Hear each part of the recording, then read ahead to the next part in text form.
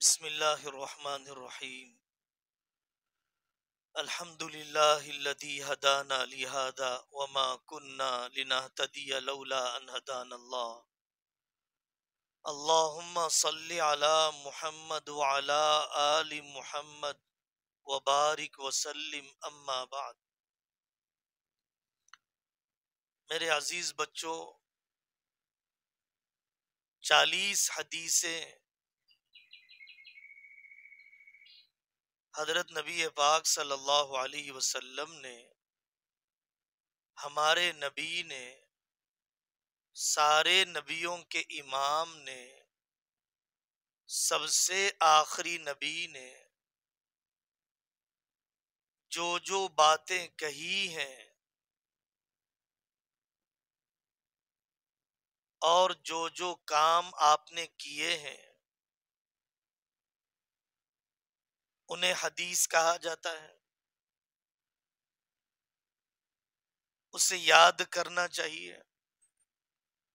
40 حدیثوں کے یاد کرنے کی خاص فضیلت ہے۔ علامہ نووی رحمۃ اللہ علیہ بہت بڑے محدث ہیں، بہت بڑے عالم ہیں۔ انہوں نے حضرت محمد صلی اللہ علیہ وسلم کا یہ فرمان نقل کیا، ان کی بات نقل کی ہے۔ من حفظ علی امتی 40 حدیثا من امر دینها بعثه اللہ یوم القیامت فی زمرۃ الفقہاء والعلماء، کہ جو 40 حدیثیں اپنے دین سے متعلق یاد کر لے گا تو اللہ تعالی اسے عالم بنا کر اٹھائیں گے قیامت کے دن، فقیہ بنا کر اٹھائیں گے قیامت کے دن۔ اور ایک حدیث میں ہے وَكُنْتُ لَهُ شَفِيعًا وَشَهِيدًا،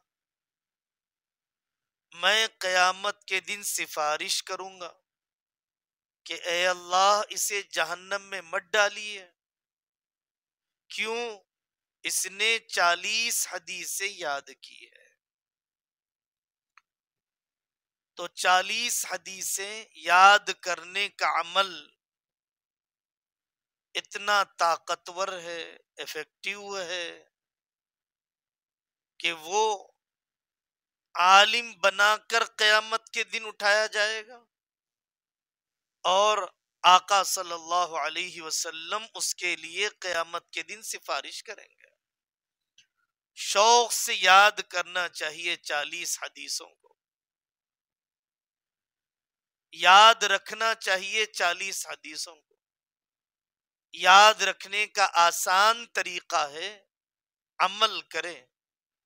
عمل کرنے سے علم محفوظ رہتا ہے۔ کوئی بھی حدیث یاد کرنا، دوسرے تک پہنچانا بہت بڑی نیکی ہے۔ حضرت رسول اللہ صلی اللہ علیہ وسلم کی دوسری حدیث ہے نظر اللہ امرأ سمع منا حدیثا فحفظه حتی یبلغه غیرہ، اللہ تعالی ہمیشہ چہرہ کھلا ہوا رکھیں گے، تر و تازہ رکھیں گے، جو حدیث کو یاد کرے میری اور دوسرے تک پہنچائے۔ ان دو فضیلتوں کی وجہ سے ہمیں چاہیے کہ ہم ان حدیثوں کو پورے شوق کے ساتھ یاد کریں۔ اللہ تعالی ہم سب کو استقامت عطا فرمائے۔